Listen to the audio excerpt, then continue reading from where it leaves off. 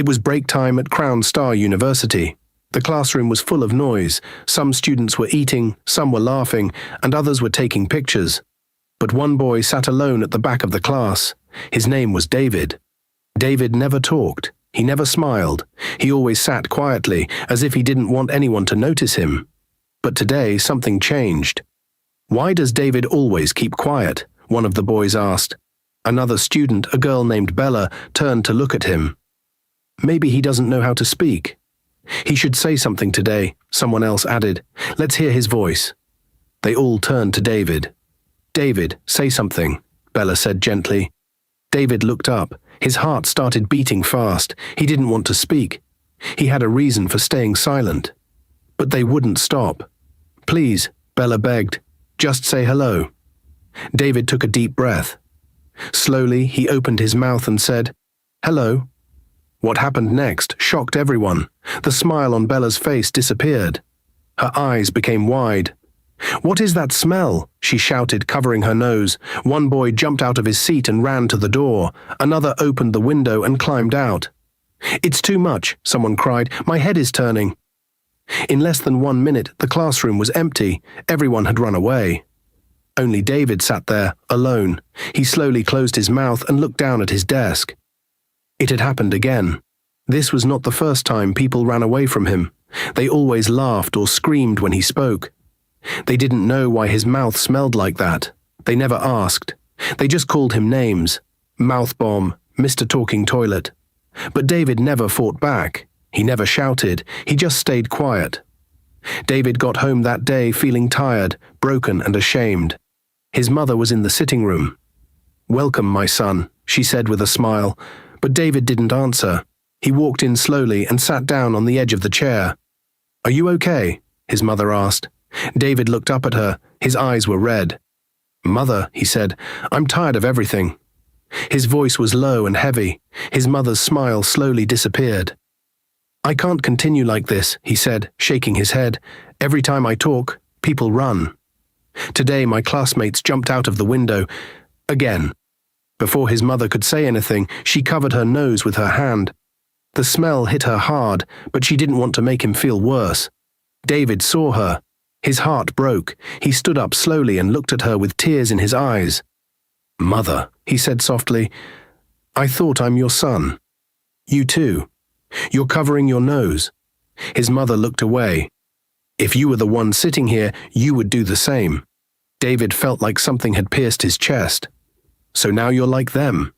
You're also ashamed of me?" His mother sighed deeply.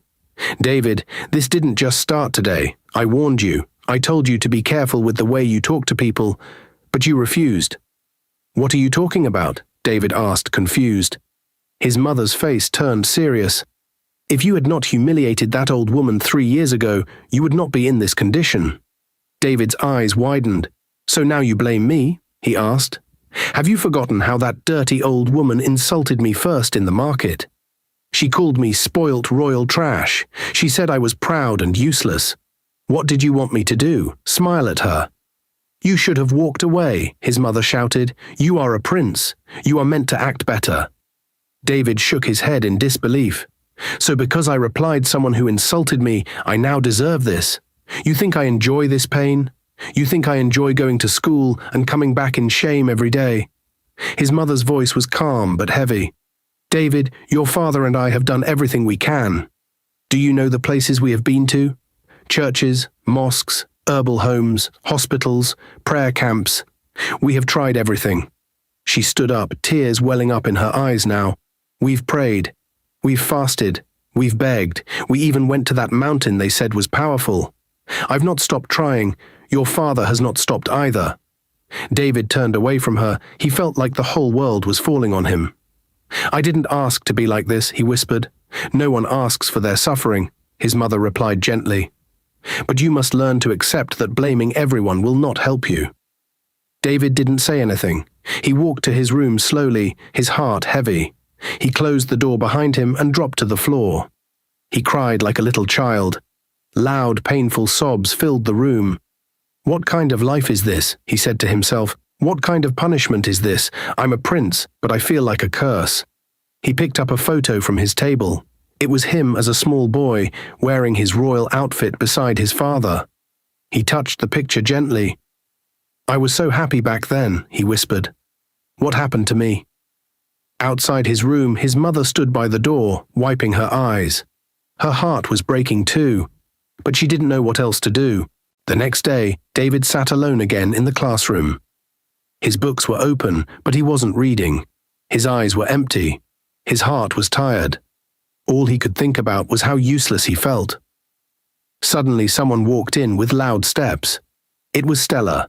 She was wearing shiny lip gloss and tight jeans that made her walk like she was on a fashion show runway.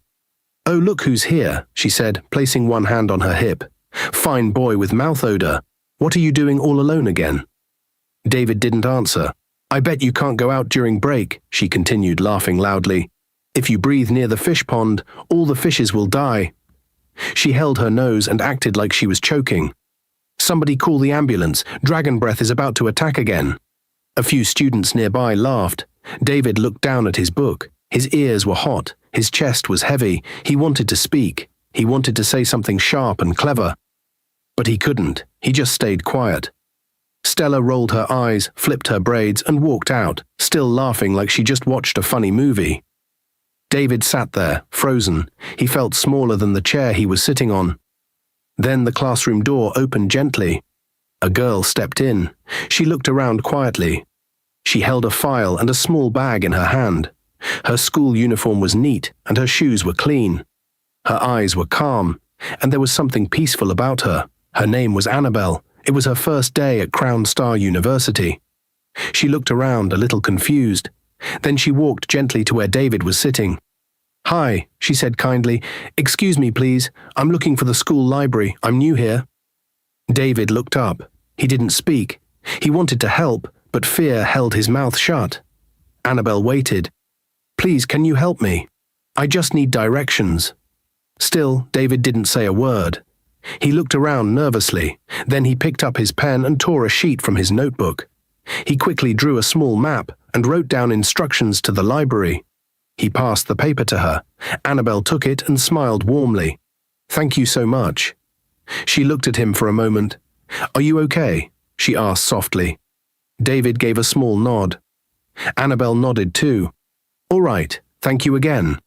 She walked out of the classroom, holding the paper in her hand. But as she walked down the hallway, something stayed on her mind. Why didn't he talk? Was he shy? Was he sick? Or was he just sad? Annabelle walked down the school hallway, holding the paper David gave her. She looked at it again and smiled.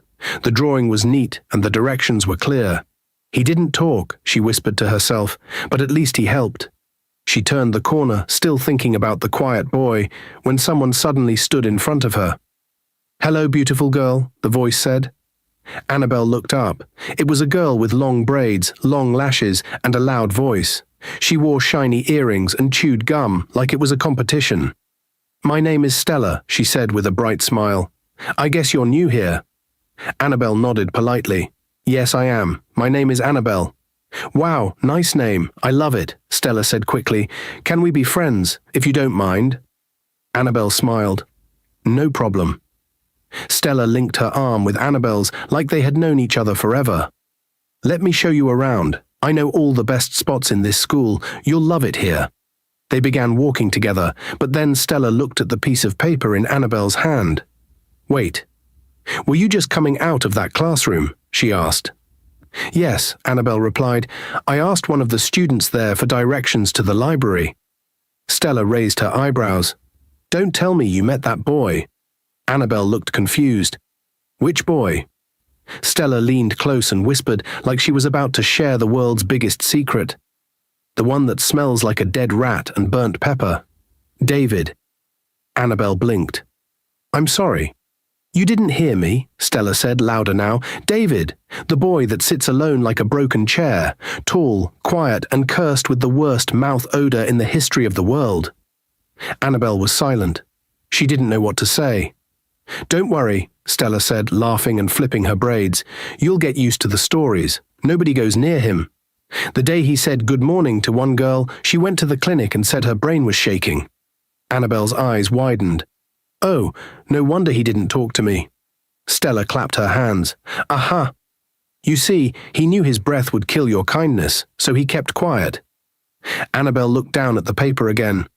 He seemed nice, though, she said quietly.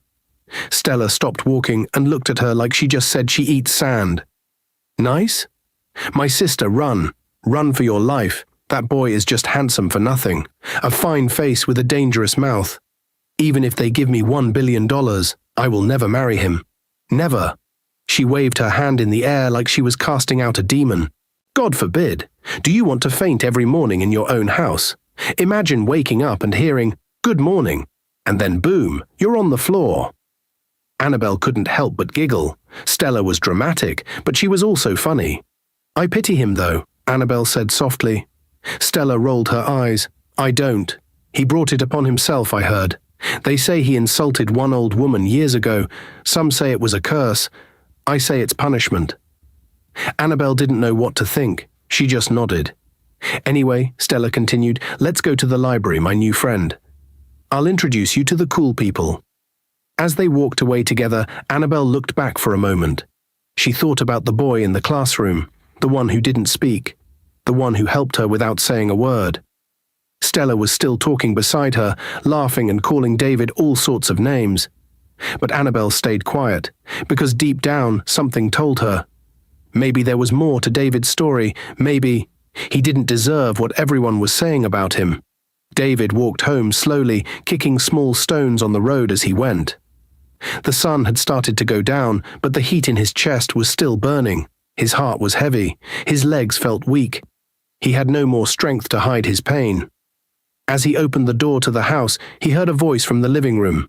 David, you're back, his father said. King Omorogbe, though now dressed in simple clothes, still carried the look of royalty. Tall, proud, and strong. His deep voice filled the room like thunder in the sky. But today that voice would be shaken. David walked in and sat down quietly. Good evening, Dad, he said. His father looked at him with kind eyes, but just as David opened his mouth to speak again, the king slowly brought his hand to his nose. He tried to do it gently, but David saw it. Another person hiding from his breath. But this time it was his own father. David looked down. He didn't even feel surprised anymore. He was used to it. I see you covered your nose again, David said softly. Don't worry, everyone does it. David, please don't be offended.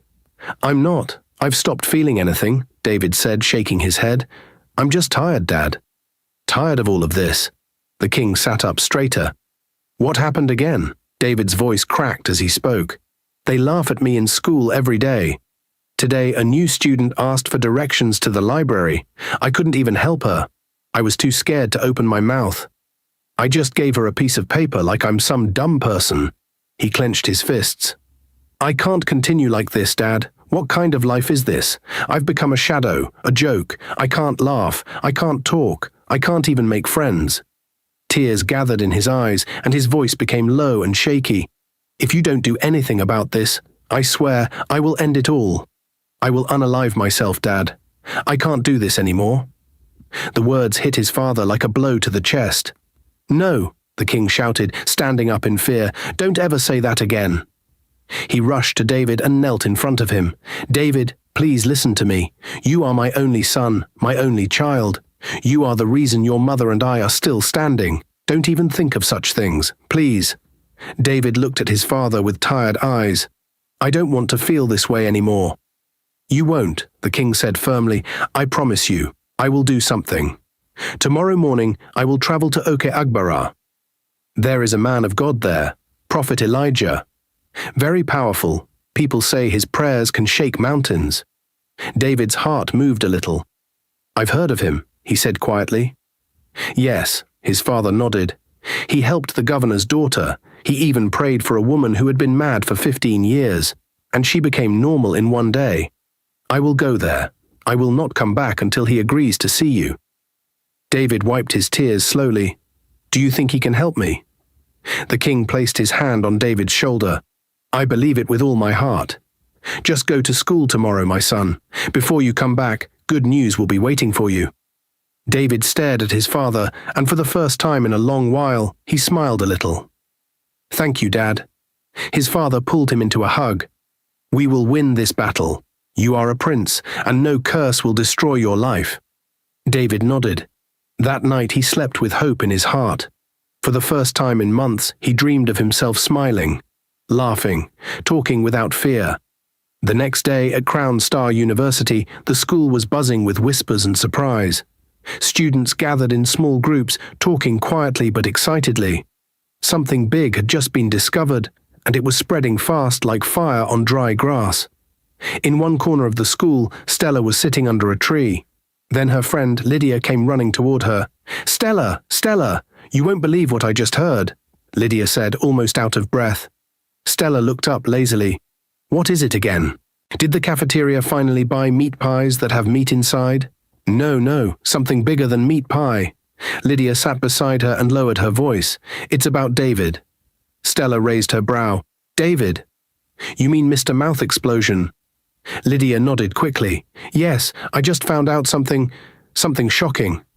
David is not an ordinary student." Stella frowned. "Okay, what does that mean?" Lydia leaned in closer. "David is the only son of King Omorogbe. That means he's a prince." Stella's eyes nearly popped out of her head. "Wait, what?" "I'm serious," Lydia said. "I confirmed it. His full name is Prince David Omorogbe. He came to this university quietly to study like a normal person." Stella dropped her nail file. "Oh my goodness. Yes," Lydia said, "and that's not all. He's the only child, which means, one day, he will become king." Stella jumped up, holding her chest like someone that just won a lottery. "That means he must be rich. I mean, his father is a king." "Which king is poor?" Lydia nodded. "Exactly." Stella began pacing. "It won't be bad if I become his girlfriend, and later his queen. I will wear gold. I will travel to Paris. I will snap pictures on a horse. I will—" She stopped suddenly and sighed. "Only problem is that mouth odor." Lydia held her nose dramatically. That one is something else." Stella rubbed her chin. "How will I cope? I can't faint every time he talks." Lydia laughed and said, "You can buy him a helmet." "A helmet?" Stella laughed. "Don't kill me." "I'm serious. Or better still, just buy him mouth spray, or a mask. Yes, give him a face mask, and tell him it's for fashion." Stella began smiling again. True. That boy is too handsome. His eyes, his skin, the way he walks. If not for that fire-breathing mouth, he's a dream." Lydia raised one brow.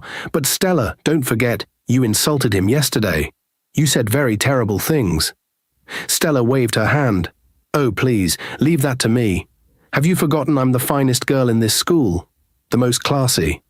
The queen of fashion. Which man in this school can reject me? Even the lecturers admire me." "But what if David doesn't like you?" Lydia asked. Stella smiled proudly. "Don't worry," she said. "With my beauty, charm, and a small mouth spray, I'll win his heart. Soon you'll be calling me Queen Stella." They both laughed loudly. The school library was quiet, peaceful, and almost empty. Most students didn't like going there during break time, but for David, the library was his hiding place. No one laughed at him there, no one asked him to talk. It was the only place where silence felt safe. He sat at a table near the window, pretending to read a book. But his mind wasn't focused. His heart still carried the weight of everything happening in his life. Then he heard soft footsteps. He looked up, and there she was. Stella.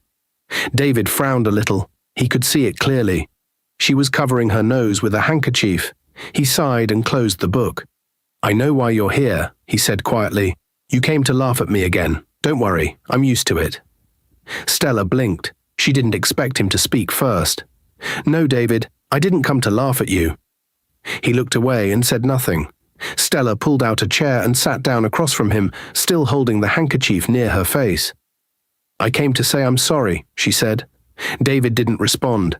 "I know I said a lot of hurtful things. I was rude and I behaved like a child. I didn't know you were going through so much." David looked at her slowly. "Now you know I'm a prince, so you're here to be nice." Stella opened her mouth, then closed it. "Yes and no. I mean, look, I won't lie, it surprised me. But even before I heard about that, I started feeling bad. You've never hurt anyone. You've always been quiet. I was just being foolish. David smiled a little but shook his head. You're still covering your nose. Stella quickly dropped her handkerchief. Sorry, it's just habit. He raised his eyebrows. She laughed awkwardly. Okay, fine. I'll be honest. Your mouth, it's strong, like very strong, but you're still a fine man. David looked at her. You were about to say it, weren't you? Say what? Mr. Mouth Odor. He said it with a sad smile. No, Stella said quickly. I didn't say that. You said it yourself. David laughed softly for the first time in a while. Wow, you're something else. I know, she said proudly, but seriously, can we be friends? Best friends even? David looked at her, unsure. I don't know. Please, Stella said gently, let's start again. Forget all those things I said. I'm sorry, David, really. He looked at her eyes. For once she wasn't joking or laughing. Her voice was soft. Her words sounded real. I'll think about it, he said. She smiled. I'll take that as a yes. David shook his head, still unsure whether to trust her. But a small part of him was happy. Happy that someone, even if strange and unexpected, wanted to be his friend. When David got home that evening, he walked in quietly, just like always. But this time, something was different. His father was standing by the door, smiling. My son, he said gently, come in. The man of God is here. He's waiting for you. David's eyes widened. You mean the prophet you told me about? Yes, the king nodded. He arrived this afternoon. He's in the prayer room now. Go in. Talk to him. He's expecting you. David dropped his bag, his heart beating fast. For the first time in a long while, he felt something inside. Hope. He walked slowly into the prayer room. Inside, the man of God sat calmly, dressed in simple white clothes. His beard was grey, and his eyes were full of peace and wisdom. He looked up as David entered and smiled warmly. Welcome, my son, the prophet said. David walked in and sat down quietly. Man of God, he began softly, please help me. I don't know what else to do. I've been laughed at, mocked, avoided and ashamed. I'm tired. My own voice feels like a curse. My breath chases people away. I feel like I don't belong anywhere. Tears filled his eyes as he lowered his head, but the man of God reached out and touched his shoulder gently.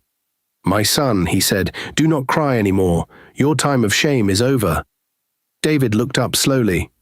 You mean, there's a solution? Yes, the prophet said with a calm voice. But it is a strange one. David sat up, listening carefully. You were cursed by a woman you deeply wounded with your words. That curse grew from pain, but it can also be destroyed by love. David blinked. Love?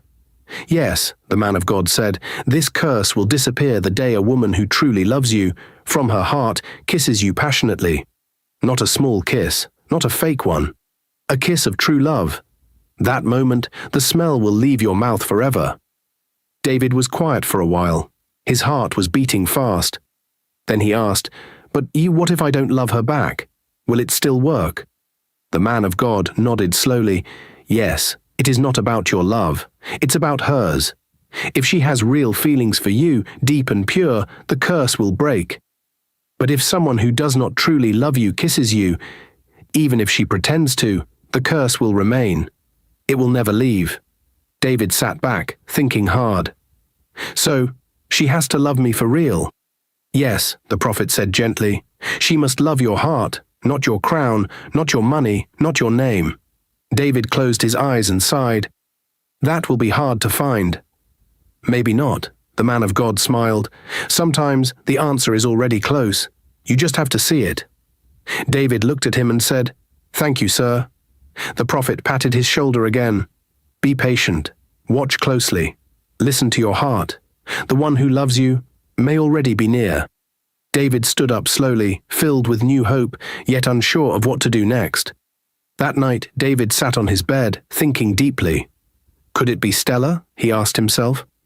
He remembered how she came to the library, said sorry, called him a fine man, and asked to be friends.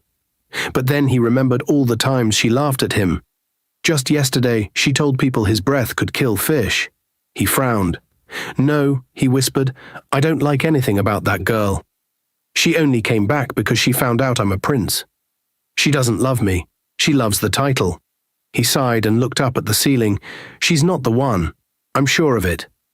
Then he turned off the light and quietly lay down to sleep. The next day at school, David sat on a bench near the flower garden behind the science block. It was one of the quietest places in the school, and he liked it there. As he stared at the trees, he heard a soft voice beside him. "Hi, David." He looked up.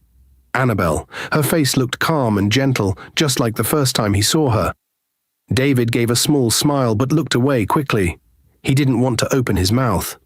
"Say something," Annabelle said, taking a seat beside him. "I don't mind. I already know your story." David froze. His eyes slowly turned to her.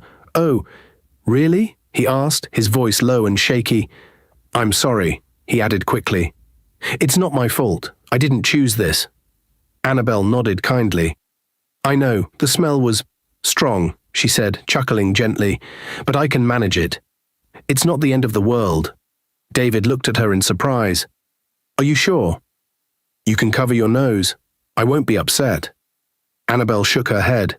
"No, I'm fine." David felt his heart beat differently. She wasn't pretending. She meant it. "Can we be friends?" he asked softly. "If you don't mind." "Sure," she smiled. David relaxed a little. He finally felt seen, as a human. Then he looked at her again. "I haven't seen you around since the first day. Where have you been?" Annabelle's smile faded. "My mum was very sick. I had to stay home and take care of her." "Oh no," David said, his voice full of concern. "I'm so sorry. Is she okay now?" "Yes," Annabelle nodded. "She's fine now, thank God." "I'm glad," David said. Then he stood up. "I'm going to get something to eat. Do you want to come with me?" Annabelle shook her head. "No, I'm okay. Maybe another time." David smiled gently. "All right. Maybe next time then." He walked away, his heart lighter than it had been in weeks. But just as he turned the corner, trouble arrived. Stella walked up to Annabelle with her arms crossed and her eyes full of fire. "What are you doing with my man?" she asked, loud and rude. Annabelle looked confused. "What do you mean? Who is your man?" Stella scoffed and flipped her braids. "Don't act dumb with me, Annabelle. David, of course." Annabelle burst into laughter. "You're joking, right? Weren't you the same person who said David is not your type? Just a few days ago, you were shouting that even if they gave you $1 million, you would never accept him because of his mouth." Stella's smile dropped. "Whatever. That was then." Annabelle stood up and faced her. "Now look how cheap you are. Just because you heard he's a prince, you suddenly love him. How desperate can you be, Stella?" Stella stepped forward angrily. "I warned you. Stay away from my man. If you don't, I swear I'll stop being your friend." Annabelle folded her arms. "I never begged for your friendship, you desperado. You think everything is about looks and money." Stella gasped. "How dare you talk to me like that? You know I'm classy and more beautiful than you." Annabelle stepped closer. "No, how dare you? You call yourself classy, but you're fighting over a boy you used to insult. You empty soul." Stella's face turned red. "You daughter of a poor tomato seller. You that smell of poverty. I regret ever speaking to you." Annabelle laughed. "And I regret ever believing you were a decent human. Who's the real one that smells? You walk around spraying perfume, but your heart stinks." Stella raised her hand like she wanted to slap her, but Annabelle stepped forward boldly. "Go ahead," she said calmly. "Touch me, and I'll make sure the whole school hears about how low you truly are." Stella froze. She knew Annabelle was serious. "I'm not even dating David," Annabelle said sharply. "We're not even close yet. So what is all this madness? Fighting over a boy just because he's a prince? That's your idea of love?" Stella couldn't speak. Her lips trembled, but no words came out. "You want a crown," Annabelle said, "but you have no heart to wear it." Then she walked away, her head high, leaving Stella standing there, defeated, speechless, and shaking with shame. David sat alone in the school restaurant. A plate of rice and chicken sat in front of him, but he wasn't eating. He was just stirring the food slowly with his spoon. His mind was still on his conversation with Annabelle. Her words, her calm voice, the way she smiled even when she said the smell was strong. It touched him deeply. No one had ever treated him like that before. He was still thinking about her when someone dragged the chair opposite him and sat down roughly. Stella. David looked up slowly. As expected, she was already holding a handkerchief near her nose. "Hi, David," she said, giving a forced smile. "We need to talk." David said nothing. She looked around quickly, then leaned in like she was about to share a dangerous secret. "I saw you with that girl," she said. David blinked. "What girl?" "Don't pretend," Stella snapped. "That new girl, Annabelle." David looked down at his food. "What about her?" Stella rolled her eyes. "You need to stay away from her. That girl is no good." David looked up. "What do you mean?" "I know her very well," Stella lied. "We used to attend the same school. She's cursed, David. People that get close to her always have bad luck. She's not who you think she is." David frowned. "Cursed?" "Yes, ask anyone. Her mother used to be sick all the time because of her. And I heard she was even chased from her last school." David folded his arms. "Why are you telling me all this now?" Stella sat up straight. "Because I care about you. I'm your girlfriend. I'm only trying to protect you from her. She's pretending to be sweet, but it's all fake." David looked at her closely. "You're still covering your nose." Stella quickly lowered her handkerchief. It's nothing. My nose is a bit sensitive." David leaned back in his chair. "Why are you really here, Stella?" "I told you, I'm trying to help you." "No," David said quietly. "You're trying to destroy someone else." Stella's face changed. "You said I should stay away from the only person who treated me like a human being." Stella scoffed. "You call that love?" "She's just acting. Trust me, girls like that don't love boys like you." David stood up slowly. "And girls like you? You think I forgot how you laughed at me? How you shouted across the class that my breath could kill fish?" Stella was silent. "You want me now because I'm a prince," he said. "But you never cared about me. Not truly." Stella's face turned red. "Fine, do what you want. But don't say I didn't warn you when that girl shows you her real face." David picked up his tray and looked at her one last time. "She already showed me her real face. And it was honest." As David walked away from the restaurant, Stella sat back in her chair, her face slowly changing from fake sadness to wicked amusement. She dropped her handkerchief and burst into quiet laughter. "Look at this mouth odor boy. He actually thinks I'm after his handsomeness." She scoffed loudly, then rolled her eyes. "This boy must be dreaming. Who even likes him for real? That breath alone is enough to chase away mosquitoes in a whole village. But don't worry, my dear Prince Dragon Breath," she whispered. "By the time I'm done with you, you'll forget how to spell your own name. I'm the queen of this school. No one takes the spotlight from me, not even a cursed prince with a royal mouth bomb." With one final smile, she walked out of the restaurant. In her mind, a plan had already begun. She was going to do everything to pull Annabelle away from David, even if it meant lying, twisting stories, or causing problems. Because in Stella's world, if she couldn't have David, no one else would. The next morning, Stella arrived at school earlier than usual. She wore her best outfit, sprayed perfume until the hallway smelled like a flower shop, and walked like the queen she believed she was. Her first mission, destroy Annabelle's image. She walked straight to a group of students sitting under the school tree. "Good morning, guys," she said sweetly, pretending to be polite. "Good morning, Stella," they all replied. "I just wanted to tell you something small," she began, lowering her voice. "It's about that new girl, Annabelle." The students leaned in, curious. "I'm not the type that talks too much," Stella said, pretending to be shy. "But I think it's only fair you all know who she really is." "Who is she?" one girl asked. "Well..." Stella glanced around, then whispered, "She was expelled from her last school. I heard she was caught doing things with boys in the school garden. They say her mother even begged the principal not to involve the police." "What?" someone gasped. "Yes," Stella nodded. "That's not all. Some say she uses charm on boys.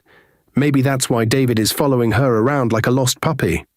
"David?" another girl said. "That smelling mouth guy?" "Yes," Stella smiled, "but I've already warned him. Let him ignore me and chase after a witch. When his kingdom starts falling apart, he will remember who truly cares for him." The students started whispering and shaking their heads. Stella walked away smiling. Her lies were working. But not everyone believed her. One girl who had once sat next to Annabelle in class frowned. "That story sounds made up," she said quietly. "Annabelle doesn't look like someone who'd do all that." Meanwhile, Annabelle had no idea her name was being dragged like mud through a storm. She was in the school clinic, helping a sick girl walk to her bed. Kindness was natural to her. She didn't do it to impress anyone. And David? He was in the library again, sitting in the same spot where he first saw Annabelle. He kept looking at the door, waiting, hoping. When he didn't see her, he sighed and looked at the clock. Where is she today? His heart was starting to feel something it hadn't felt in a long time. Longing. Suddenly, a boy entered the library, looking surprised to see David. He covered his nose. "Hey, I heard you're talking to that Annabelle girl," the boy said. David nodded slowly. "Be careful," the boy warned. "They say she was expelled from her last school." "Something about boys and police." David stood up immediately. "Who told you that?" The boy shrugged. "People are talking. Stella said—" "Stop right there," David said sharply. The boy blinked in surprise. "Next time someone gossips, ask them to bring proof," David said firmly, "not just words." And with that, he walked out. 1 week passed. The school was still buzzing with gossip. Stella was still spreading lies, and some students had started acting strange toward Annabelle. But she didn't care. She avoided drama and focused on her studies. David, on the other hand, stayed close to her. Quiet, kind, and always respectful. They didn't talk much in public, but when they were alone, it was different. One afternoon after classes, David and Annabelle sat under a quiet tree behind the library. The air was cool, leaves danced in the wind, and birds sang softly above their heads. David looked at her and smiled. "I'm glad you still talk to me, after everything." Annabelle smiled too. "Why wouldn't I? You've been nothing but kind to me." David looked down. "Not everyone sees me that way." "I don't care what others see," she said gently. "I know what I see." David looked into her eyes. There was silence, a deep, sweet silence. Then, without saying a word, Annabelle leaned forward and kissed him. It was soft, slow, and full of meaning. Dear viewers, what lessons did you take away from this dramatic tale? We'd love to hear your thoughts in the comments below. If you enjoyed the story, give us a thumbs up, share it with friends, and hit that subscribe button. Don't forget to turn on notifications so you never miss out on our latest updates. Thanks for watching and stay blessed.